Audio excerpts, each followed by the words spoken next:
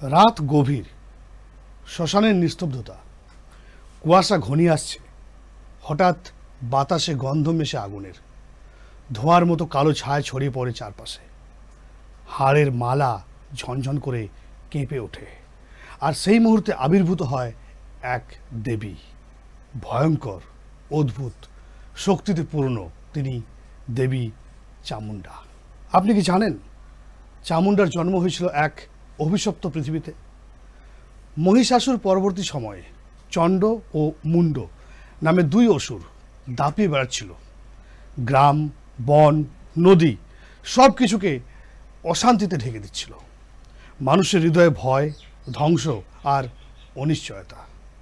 তখনই দেবী দুর্গার ক্রোধ থেকে জন্ম নিলেন চামুণ্ডা। তার রূপ এক কথায় ভয়ঙ্কর।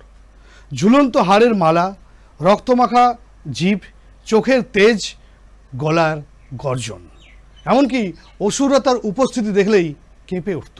চণ্ডমুণ্ড যখন এসে আক্রমণ করে, তখন চামুণ্ডা এক মুহূর্তেই ঝাঁপিয়ে পড়ে তাদের ধ্বংস করেন। প্রতিটি পদক্ষেপে শ্মশান কেঁপে ওঠে, প্রতিটি বিশ্বাসে অগ্নির শব্দ বাজে। সেই যুদ্ধের ধ্বংসযজ্ঞের মধ্যে আবির্ভূত হয় চামুণ্ডার পরম শক্তি। কিন্তু চমক এখানে শেষ নয়। চামুণ্ডা কেবল অসুরবধের দেবী নন, তিনি মানুষের অন্তরের অন্ধকার, ভয়, হতাশা ও দুঃখ নাশ করেন। যেখানে মৃত্যু, অন্ধকার ও নিঃসঙ্গতা, সেখানে তিনি সাহস, আশা ও শক্তির আলো জ্বালান। শাস্ত্রে বলা হয় চামুণ্ডা শ্মশানের অধিষ্ঠাত্রী। রাতের নিস্তব্ধতায় যেখানে সবাই কেঁপে ওঠে, সেখানে তিনি উপস্থিত থাকেন। বহু সাধক রাতের আঁধারে ভস্ম মেখে দীপ জ্বালিয়ে ধ্যান করেন চামুণ্ডার শক্তি অনুভব করতে। তারা বলেন চামুণ্ডা শুধু ভয়ঙ্কর নয়, তিনি জীবনের আলো, যা শেখায় অন্ধকার যত গভীর হোক না কেন, আলো আসবেই।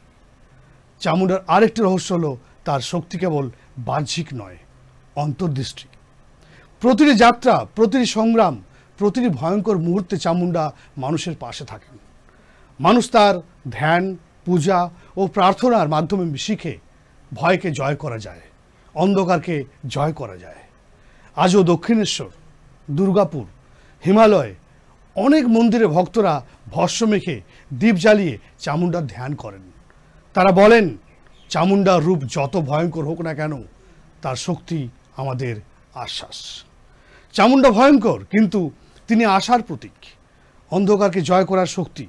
প্রতিটি নিঃশ্বাসে, প্রতিটি ধাপে তিনি আমাদের সঙ্গে আছেন।